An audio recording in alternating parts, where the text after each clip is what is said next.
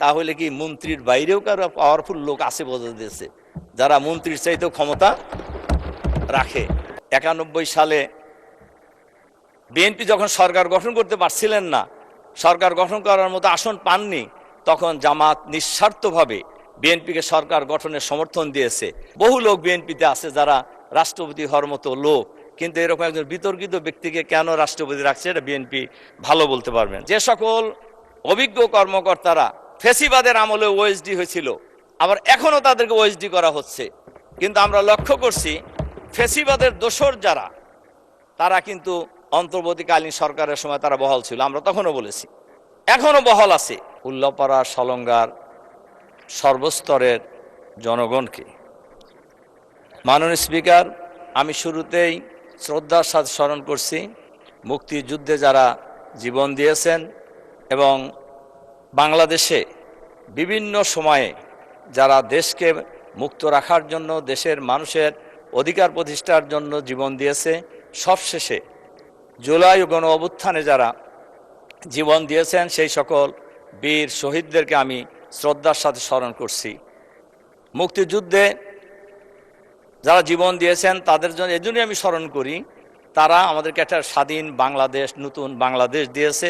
আর জুলাই বিপ্লবে, জুলাই অভ্যুত্থানে যারা জীবন দিয়েছেন তাদেরকে আমি শ্রদ্ধার সাথে এজন্যই স্মরণ করি। তাদের এই গণ অভ্যুত্থানের কারণেই আমরা এই পার্লামেন্টে আসার সুযোগ পেয়েছি, পার্লামেন্ট বসেছে এবং আমরা এমপি হওয়ার সুযোগ পেয়েছি।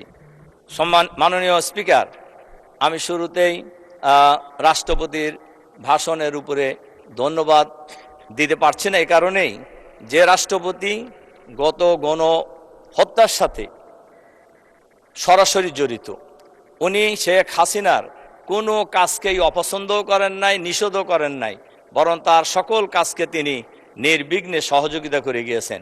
কাজেই এরকম একজন গণহত্যাকারী ব্যক্তিরকে আমরা ধন্যবাদ জানাইতে পারি না। এই চপ্পু সাহেবের মধ্যে কি মধু আছে আমি জানি না। সাবেক প্রধানমন্ত্রী, বিরোধী দলীয় নেত্রীর বিরুদ্ধে যে মামলা হয়েছিল, যেটা শেখ হাসিনা পদত্যাগের আগ পর্যন্ত বলে গেছেন এতিমের টাকার কথা, এই মামলার তদন্ত কমিশনার ছিলেন হলো চপ্পু সাহেব, তখন দুর্নীতি দমন কমিশনের। কাজেই আমরা জানি না ওনার ব্যাপারে এত দুর্বলতা কেন। তবে বিএনপি তো পারে।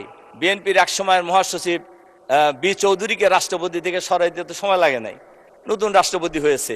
বহু লোক বিএনপিতে আছে যারা রাষ্ট্রপতি হওয়ার মতো লোক, কিন্তু এরকম একজন বিতর্কিত ব্যক্তিকে কেন রাষ্ট্রপতি রাখছে এটা বিএনপি ভালো বলতে পারবেন।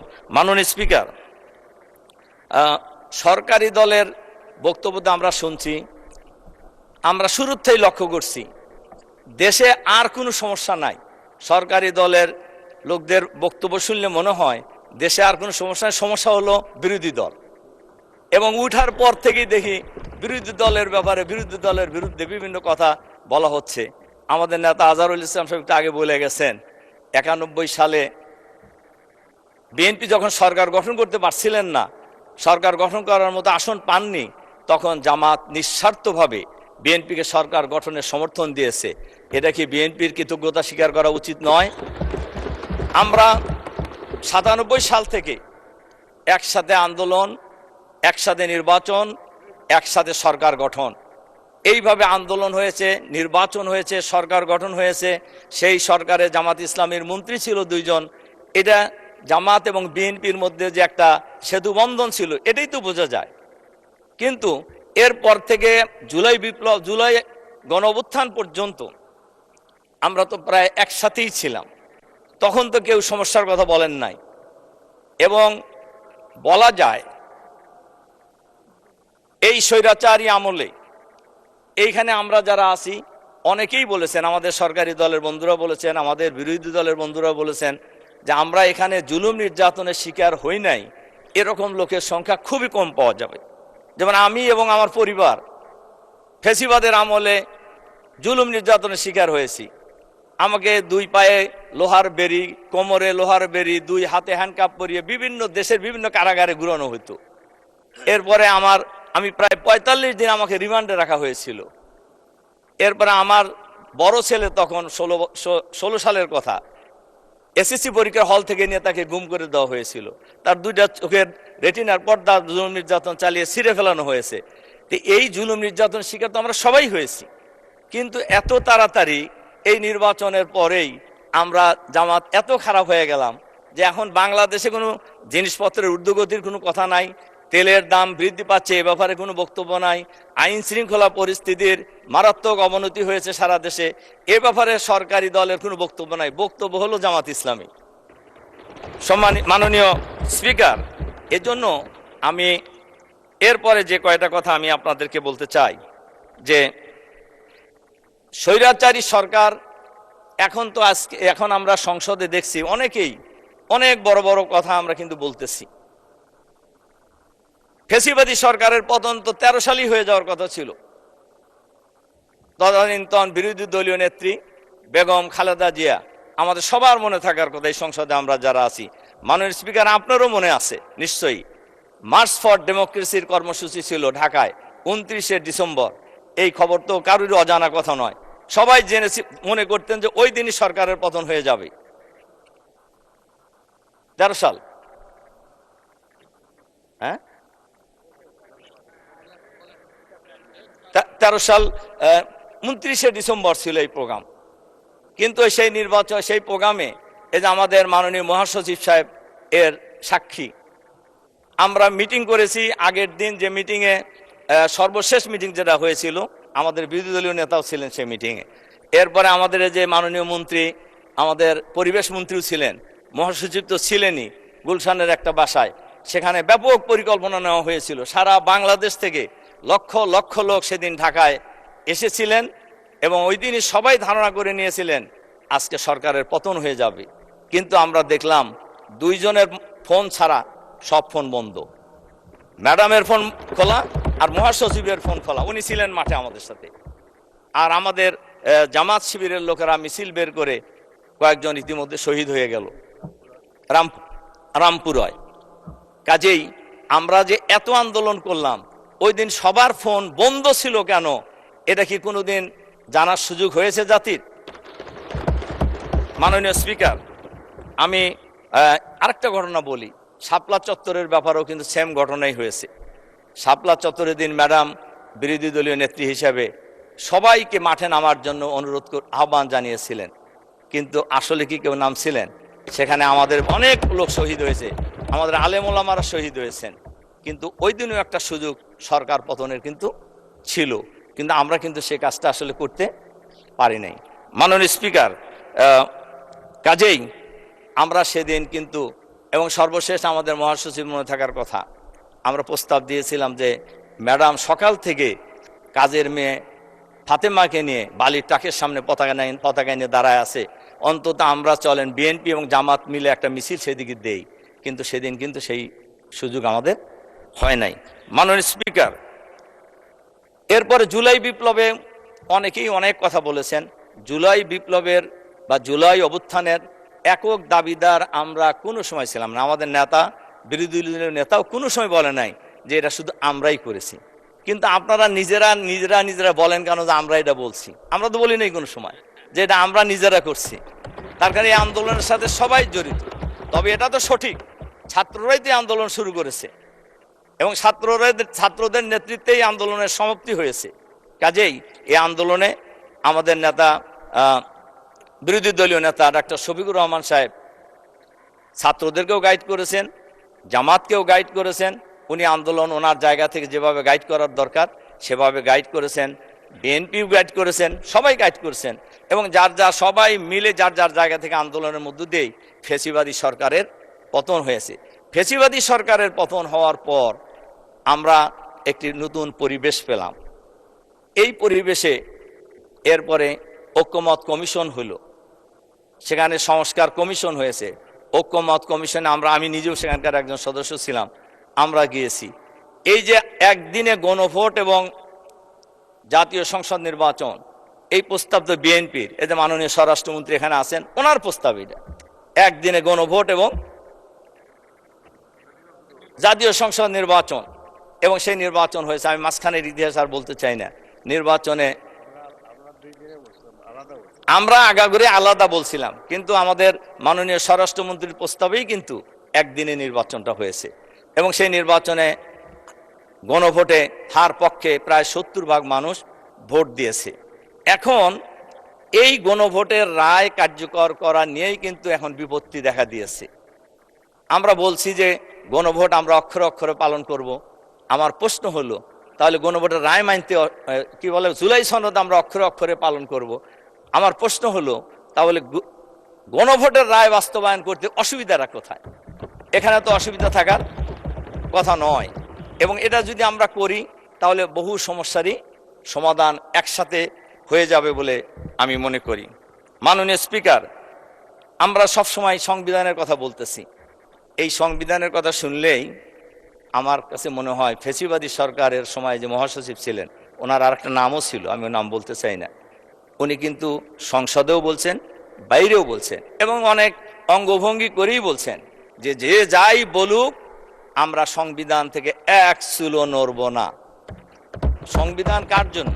সংবিধান তো মানুষের জন্য, সংবিধানের জন্য তো মানুষ না। কাজেই সংবিধান সংস্কার করতে অসুবিধা কোথায়? আমার তো মনে হয় কোনো অসুবিধা থাকার কথা নয়। এবং আজ এবারে এই সংসদেও বলা হয়েছে, ম্যাডাম কি বলেছিলেন সংবিধানের ব্যাপারে, অনেক নেতাই আজকে এখানে আছেন, তারা কে কি বলেছিলেন সংবিধানের ব্যাপারে, ছুঁড়ে ফেলা দেওয়ার ব্যাপারে, এটা তো সবাই জানে, গোটা জাতি জানে। তা আজকে সংবিধান সংস্কার করার ক্ষেত্রে অসুবিধা তো থাকার কোনো কথা নয়, কিন্তু এই জায়গায় কেন অসুবিধা সৃষ্টি করে আমরা এখানে একটা বিপত্তি তৈরি করার চেষ্টা করছি? মাননীয় স্পিকার, কাজেই আমরা আমাদের বক্তব্য পরিষ্কার। এই সময়ে যে পরিবেশ তৈরি হয়েছে, এখানে গণভোটের রায় কার্যকর করলেই সকল সমস্যা সহজেই সমাধান হয়ে যাবে। মাননীয় স্পিকার, আমরা লড়াই করেছিলাম বৈষম্যের বিরুদ্ধে, আমরা লড়াই করেছিলাম একদলীয় শাসনের বিরুদ্ধে, কিন্তু আমরা লক্ষ্য করছি সরকারের বয়স তো খুব বেশি হয় নাই। ওনারা বলেছেন 2 মাস, আমরাও বলছি 2 মাস, বেশি দিন হয় নাই। কিন্তু বৈষম্য কি প্রতিষ্ঠা হচ্ছে? ইতিমধ্যেই দলীয়করণ শুরু হয়ে গেছে। সকল বিশ্ববিদ্যালয়ের ভাইস চ্যান্সেলর পরিবর্তন করে দেওয়া হয়েছে। জেলা প্রশাসক জেলা পরিষদে প্রশাসক নিয়োগ করা হয়েছে। বিভিন্ন সিটি কর্পোরেশনে মেয়র নিয়োগ করা হয়েছে, প্রশাসক নিয়োগ করা হয়েছে। এবং সচিবালয় থেকে শুরু করে যে সকল অভিজ্ঞ কর্মকর্তারা ফ্যাসিবাদের আমলে ওএসডি হয়েছিল, আবার এখনো তাদেরকে ওএসডি করা হচ্ছে। কিন্তু আমরা লক্ষ্য করছি ফ্যাসিবাদের দোসর যারা, তারা কিন্তু অন্তর্বর্তীকালীন সরকারের সময় তারা বহাল ছিল, আমরা তখনও বলেছি, এখনো বহাল আছে এবং তারা সুবিধা মতো পোস্টিংও পাচ্ছে এবং ক্ষেত্র বিশেষে প্রমোশন পেয়ে তারা সামনের দিকে এগিয়ে যাচ্ছে। আর যারা এই 16 বছর 17 বছর নিষ্পেষিত হয়েছে, নির্যাতিত হয়েছে, ওএসডি ছিল, অনেকের চাকরি চলে গেছে, এই লোক এদেরকে আবারও ওএসডি করা হচ্ছে। এক্ষেত্রে এই স্বাস্থ্য বিভাগে বেশি করা হচ্ছে, ডাক্তারদেরকে বদলি করার ক্ষেত্রে একেবারে গণহারে এক জায়গায় তার এক জায়গায়। শুধু ছোট্ট একটা উদাহরণ যদি দেই বোঝা যাবে, মুগদা মেডিকেল কলেজের প্রিন্সিপালকে ঢাকা মেডিকেল কলেজ বদলি করা হয়েছে, ওখানে জয়েন করতে দেওয়া হয় নাই তাকে। এরপরে দেওয়া হয়েছে মাতোয়ালি মেডিকেল কলেজে, সেখানেও তাকে জয়েন করতে দেওয়া হবে না। পরে আমি যতটুকু জানি মন্ত্রী মহোদয় হস্তক্ষেপ করে তাকে জয়েন করার ব্যবস্থা করেছেন। তাহলে কি মন্ত্রীর বাইরেও কারো পাওয়ারফুল লোক আছে বোঝা দিয়েছে, যারা মন্ত্রীর চাইতেও ক্ষমতা রাখে? মাননীয় স্পিকার, এজন্য আমি সবশেষে আপনাদের মাননীয় স্পিকার, আসলে সব জায়গায় কিন্তু আওয়ামী স্টাইলে দেশ পরিচালনার একটা লক্ষণ দেখা যাচ্ছে, যেটা কারোর জন্যই, আমাদের জন্য ভালো নয়, দেশের জন্য ভালো নয়। একজন মন্ত্রী বলেছেন আমাদেরকে ট্রেনিং দেওয়ার জন্য, আমরা বুঝি না যে পার্লামেন্ট কিভাবে চলে। আমি সেই মাননীয় মন্ত্রীকে বলবো, আমাদের মাননীয় স্পিকারের মাধ্যমে আপনার নিজের চেহারাটাকে আয়নাতে দেখেন যে আপনারা কি করতেছেন আসলে। কাজেই বিরোধী দলকে সবক দেওয়ার চাইতে নিজেরা সবক গ্রহণ করা সবচাইতে বুদ্ধিমানের কাজ। মাননীয় স্পিকার,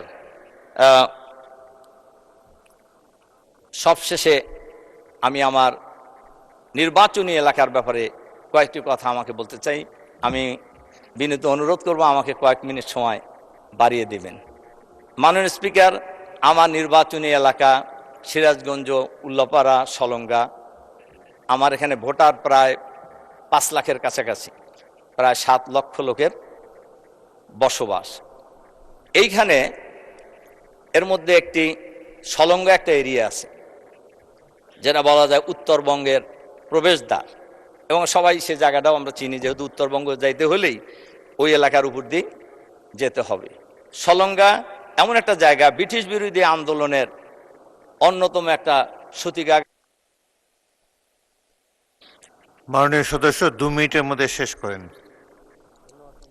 মাননীয় স্পিকার, আপনাকে ধন্যবাদ যে সময় 2 মিনিট বাড়ায় দিয়েছে। 5 মিনিট দিলে একটু ভালো হতো আর কি।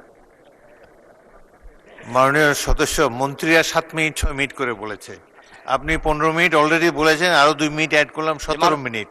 মাননীয় স্পিকার, শেষ করেন 2 মিনিটে। তাই সলঙ্গা যেহেতু একটা খুবই পরিচিত এবং রাজনৈতিক সচেতন এলাকা, এখানে একটা আলাদা থানা হয়েছে।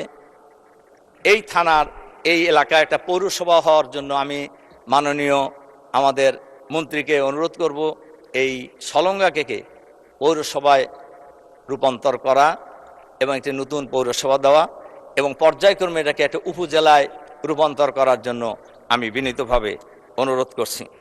মাননীয় স্পিকার, এরপরে মাননীয় মন্ত্রীর কাছে আমি আরেকটা অনুরোধ জানাবো। আমার এলাকায় পৌরসভার সাথে লাগানো একটা নদী আছে, যে নদীকে রামকান্তপুর নদী বলা হয়।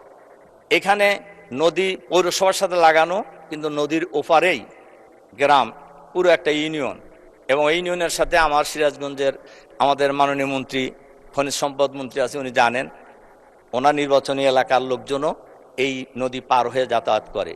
যদি নদীতে ব্রিজ দিয়ে দেওয়া হয় তাহলে 1 মিনিটে পার হবে। ব্রিজ না হওয়ার কারণে 1 ঘন্টা লাগে খেওয়ার নৌকা পার হইতে। আর আপনার মাননীয় স্পিকার, আর যদি রাস্তা দিয়ে ঘুরে আসতে হয় তাহলে 20 কিলোমিটার ঘুরতে হয়। এজন্য আমি মাননীয় মন্ত্রীর কাছে অনুরোধ জানাবো এখানে অতি তাড়াতাড়ি একটি ব্রিজ নির্মাণ করার জন্য। মাননীয় স্পিকার, এর সাথে সাথে উল্লাপাড়া 4টি